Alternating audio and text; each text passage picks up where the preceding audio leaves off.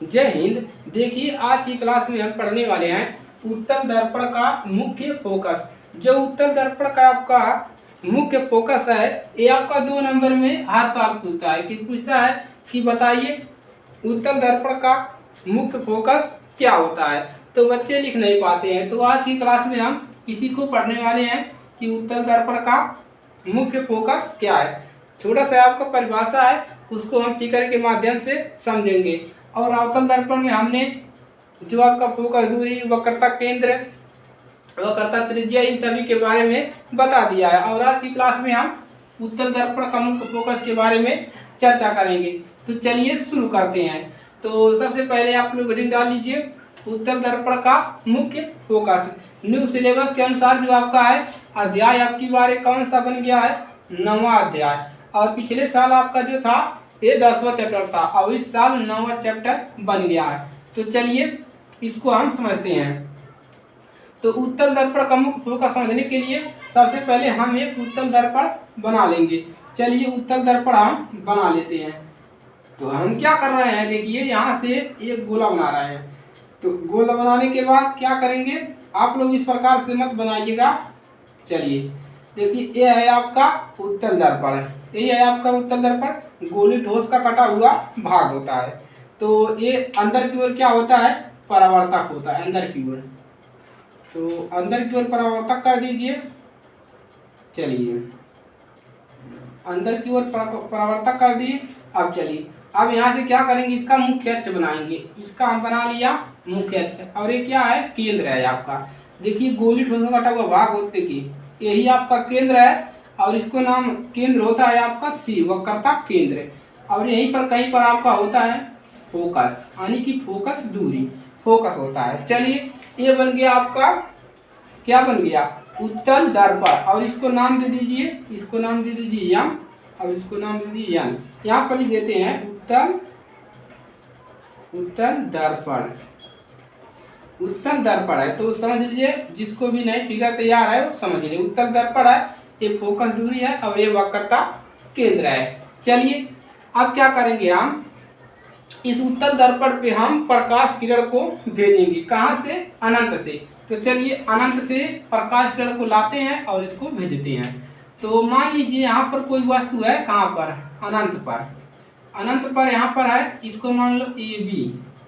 ये कहाँ पर है, अनंत पर है, अनंत पर, अनंत पर है। अब क्या करेंगे, यहाँ से हम प्रकाश भेजेंगे। जो प्रकाश का रोशनी होता है इस उत्तल दर्पण पे भेजेंगे, यानी कि टकराव कराएंगे। चलिए टकराव कराइए। आप कितने सारे भी इस पर टकराव करा सकते हैं। चलिए तो हम थोड़ा बहुत करेंगे, चलेंगे। चलिए और एक बार चलेंगे। देखिए प्रकाश किरण हम भेज रहे हैं यहाँ से। तो ये आपका प्रकाश किरण है, तो हम अनंत से भेज रहे हैं प्रकाश किरण। ये आपका क्या है, प्रकाश किरण। तो यहाँ से लिख लीजिए प्रकाश किरण। इसको हमने बता दिया है, जो जो नहीं जानते हैं वो भी लिख लें। तो प्रकाश किरण हम यहाँ से भेज रहे हैं, किस पर, उत्तल दर्पण पर। चलिए अब प्रकाश किरण भेज रहे हैं तो क्या होगा, परावर्तन होगा।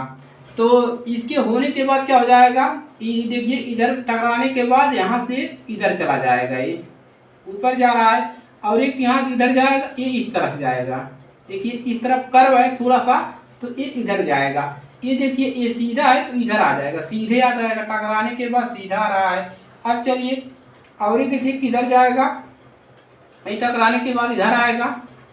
तो ये आपका इस प्रकार से आएगा और ये वाला इस प्रकार से आएगा। चलिए ये हो गया। अब क्या करेंगे, अब देखिए टकरा गया। अब क्या करेंगे, अब इसका कुछ जो आपका आभासी किरण है, इसका आभासी किरण कुछ पीछे की तरफ आएगा, तो उसको भी बनाएंगे। तो चलिए यहाँ से ये क्या बनेगा, इस प्रकार से बनेगा, इस प्रकार से ऐसे। तो इसको बना लेंगे फोकस बिंदु पर, एक ही बिंदु पर ये होगा। और ये इस प्रकार से जाएगा, इस प्रकार से। और ये भी जाएगा आपका इस प्रकार से। देखिए फोकस से आपको ले जाना है, फोकस से जाएगा, ये फोकस से जाएगा। और ये भी आपका जाएगा फोकस से। तो एक ही बिंदु पर क्या हो रही है, एक ही बिंदु पर मिल रही है, एक ही बिंदु पर क्या हो रही है, प्रकाश किरणें समांतर तो आ रही है लेकिन एक ही बिंदु पर आती हुई प्रतीत हो रही है और एक ही बिंदु पर मिल भी रही है। तो इसलिए आपका एक परिभाषा निकलेगा, उस परिभाषा को हम लिखेंगे, उसके बाद ये आपका टॉपिक खत्म हो जाएगा। तो चलिए उस परिभाषा को हम लिखते हैं।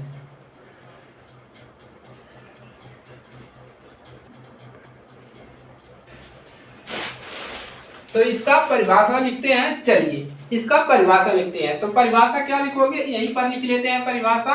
तो चलिए उत्तल दर्पण के मुख्य अक्ष के समांतर सबसे पहले लिखोगे, तो लिखिए यहाँ पर परिभाषा, उत्तल दर्पण, उत्तल दर्पण के मुख्य अक्ष के समांतर, मुख्य अक्ष, मुख्य अक्ष के समांतर, समांतर आने वाली, आने मुख्य अक्ष के समांतर, उत्तल दर्पण के मुख्य अक्ष के समांतर आने वाली कौन सी किरणें, प्रकाश की किरणें, प्रकाश की किरणें, प्रकाश की किरणें क्या हो रही, प्रकाश की किरणें मुख्य अक्ष के एक ही बिंदु से, एक ही मुख्य अक्ष के,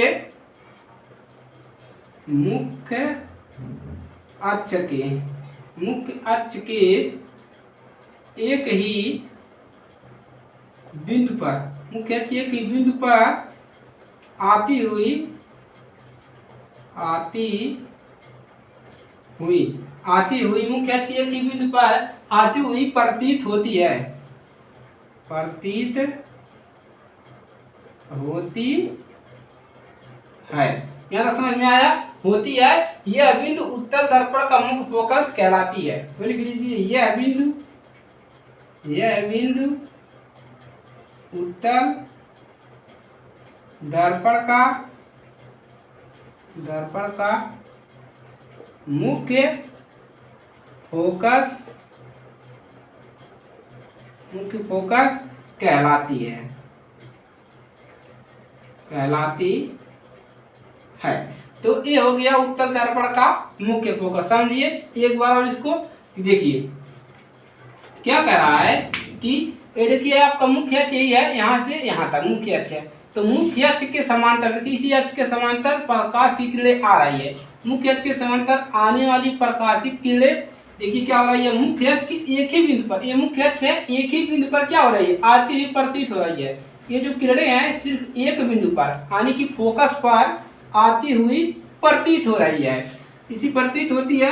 यही बिंदु उत्तल दर्पण का मुख्य फोकस कहलाती है। यही जो बिंदु है उत्तल दर्पण का मुख्य फोकस कहलाती है।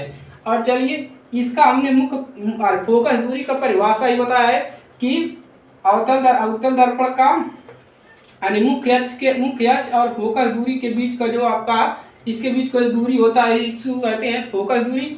और यहाँ तक की दूरी को वक्रता त्रिज्या कहते हैं और वक्रता केंद्र इसको कहते हैं, बीच वाले को। इसको हमने ऑलरेडी अवतल दर्पण का मुख्य फोकस में बता दिया है।